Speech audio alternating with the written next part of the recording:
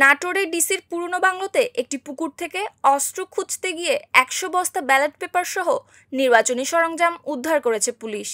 শনিবার দুপুরে শহরের কান্দিভিটুয়া এলাকায় ডিসির পুরনো বাংলো থেকে ওই ব্যালট পেপার উদ্ধার করা হয়।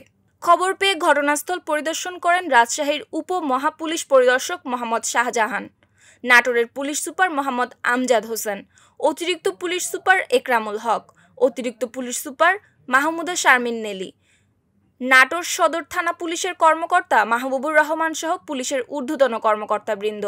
পুলিশ জানায়, গত শুক্রবার সকালে নাটোর সদর হাসপাতালের সামনে ডিসির পুরনো বাংলোয় তালাব পুকুরে দুজন যুবক বড়শি দিয়ে মাছ ধরছিলেন। হঠাৎ বড়শি পানির নিচে আটকে গেলে তারা পানিতে নামেন।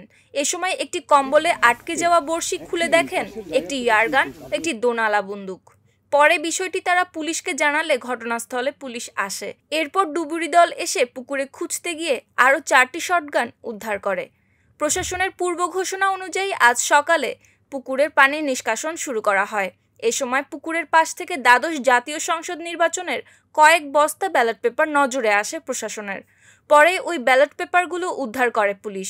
এ সময় নির্বাচনী কিছু সরঞ্জামও পাওয়া যায়। নাটোর জেলা প্রশাসনের major deputy collector Mohammad Rashidul Islam বলেন যে ব্যালট পেপারগুলো পাওয়া গেছে তা সব দ্বাদশ জাতীয় সংসদ নির্বাচনের ব্যালট।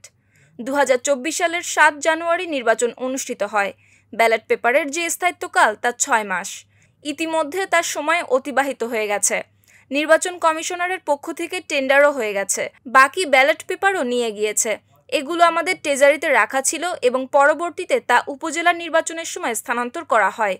ব্যালট পেপারগুলো কে বা কারা নষ্ট করেছে তা জানা নেই। নির্বাচন অফিস যে টেন্ডার হয়েছে, টেন্ডার অর্থে আমরা তা ফেরত দিয়েছি। নিউজ ডেস্ক, সুপ্তি রায়, ভোরের আকাশ।